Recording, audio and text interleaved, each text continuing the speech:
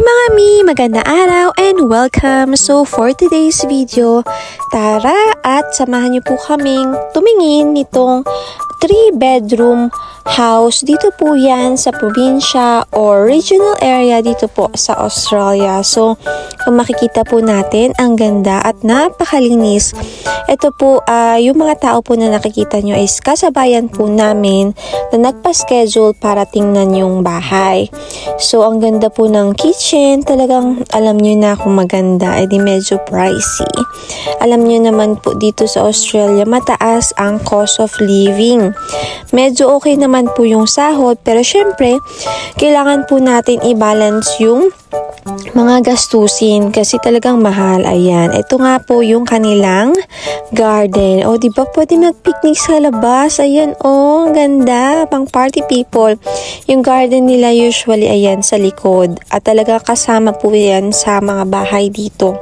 Hindi mawawala yung garden.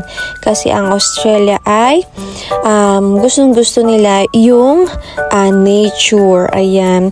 Yung bathroom po pala, tsaka toilet ay magkahiwalay. So, diba, maganda kasi syempre kapag yung isa gusto maligo, yung isa pwede mag-toilet. Ayan. Nga po pala, yung price nito is nasa, I think, 550 to 600 Australian dollar per week. Kayo na lang po mag-convert kung magkano. Diba?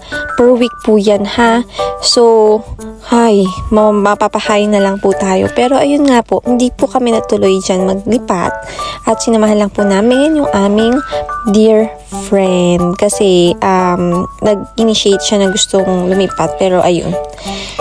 Yung price is medyo pricey. So, ayun po. Maraming salamat po sa mga nanood.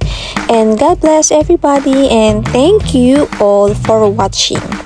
Kindly like, share, and subscribe. Bye!